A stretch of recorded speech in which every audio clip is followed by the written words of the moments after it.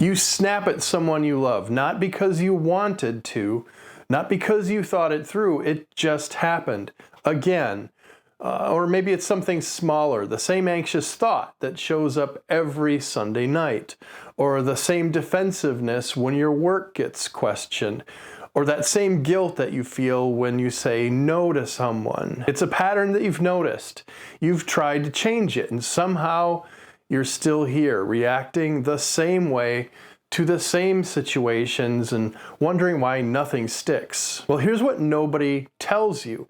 The problem isn't your willpower, it's not even your personality. It's the mental patterns running on autopilot beneath everything else. So in the last video we looked at ego. That's that story that you've built about who you are and why it makes you so reactive when that story gets threatened.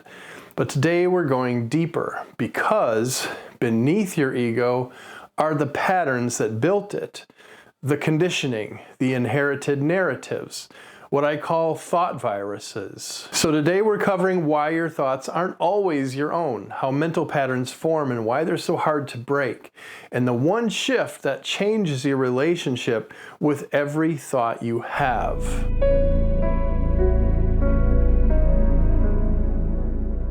Let's start with something uncomfortable, and I mean uncomfortable in the way that actually lands, not just sounds interesting. Most of us assume that the contents of our mind are uniquely ours. Our opinions, our fears, our sense of what's true about ourselves and the world. But what if the voice in your head isn't really yours? What if the thing telling you to stay quiet or push harder or that you're not enough, what if that voice was installed before you were old enough to question it? From the moment we're born, we're shaped by the voices, behaviors, and messages of people around us. Our families, our communities, the media we consume. These influences mold our beliefs, our attitudes, and most subtly, our sense of self. What feels like an original thought is often just a well-traveled path, formed by years of repetition, reinforced so many times that it stopped feeling like a choice. Psychology has a name for this: conditioning. And conditioning happens both consciously and unconsciously. You learn that staying quiet keeps the peace, so you stay quiet.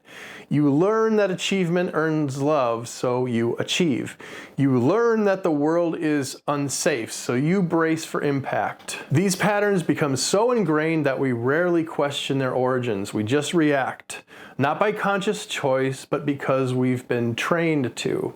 In my own life, I carried a pattern for years that I couldn't even see. I grew up in an environment where emotional needs weren't really acknowledged. Not cruelly, just quietly. You deal with things yourself, you don't make a fuss, you're fine. And I do remember specific moments, time when something genuinely hurt, when I was genuinely struggling, and the internal voice was immediate and automatic. You handle it, don't make this a thing, you're fine. So I became someone who was always fine, even when I wasn't. And when I eventually hit a wall in my adult life, when the ministry role I had collapsed and when the identity that I'd built up crumbled, I kept telling myself I was handling it, that I didn't need help, that processing things out loud was weakness. I'd sit with people I trusted and they'd ask how I was doing and I'd say, I'm working through it, which sounded like self-awareness, but was actually just a more sophisticated version of I'm fine, a way of closing the door before anyone could really see inside. That wasn't wisdom, that was conditioning. And it took me a long time to see it because the thought felt like me. It felt like my personality. It felt like strength. That's the thing about conditioned patterns. They don't announce themselves, they just feel like reality. Here's another one you might recognize. Think about the last time someone in your life was going through something hard. Lost a job, a relationship comes to an end, or a health scare, and someone close to them trying to help said something like, you just need to stay positive, or everything happens for a reason. That response came from conditioning too, probably absorbed from parents or culture or religion. It wasn't a conscious choice, it was just an automatic reach for the familiar script. The person receiving it probably felt more alone afterwards, and the person saying it had no idea why. That's conditioning running on both sides of the same conversation. Now, beyond basic conditioning, there's something even more insidious that I call thought viruses, beliefs and ideas that spread from person to person, often unnoticed, and infect our thinking much like a virus infects the body. Have you ever noticed that a parent's familiar words or tone come back instantly when you're around them, even after years away? Their presence makes old patterns resurface, old self-talk returns, old roles snap back into place. Now, you're a grown adult with your own life, your own perspective, and within 20 minutes of being home for the holidays, you're 16 again. That's proof of how persistent these patterns are and how contagious. The question isn't whether you have conditioned patterns and thought viruses. You do. We all do. The question is, are you aware of them? Now, if this is resonating with you, would you please hit the like button? It helps other people navigating this find the video. So here's what people do when they notice a pattern that they don't like. They fight it. They try to think their way out. They tell themselves to stop. They white knuckle their way through the same situation and hope for a different result.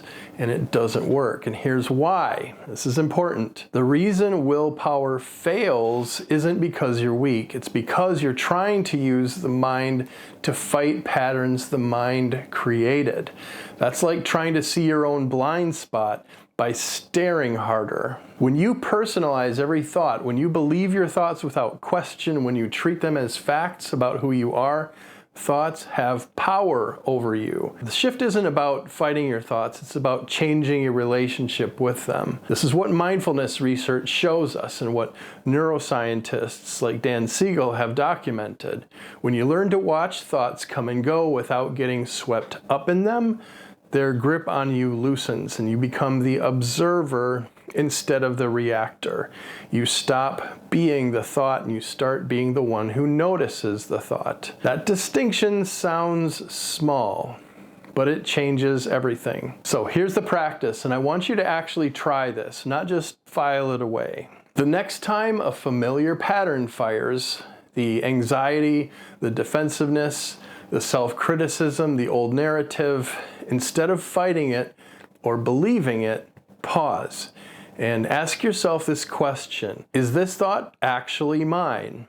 Or did I inherit this? That's it, that one question. You don't have to resolve where the thought came from. You don't have to fix it in that moment. You just have to see it clearly enough that it stops running automatically. Because the moment you can see the pattern, you're no longer inside it, you're watching it, and then the one who's watching, that's not the pattern, that's you. And that part of you can choose differently. That's the difference between being reactive and being resilient. Not the absence of patterns, it's the awareness of them. So, why do you keep reacting the same way? Well, it's because beneath your ego are patterns that were built before you had a choice.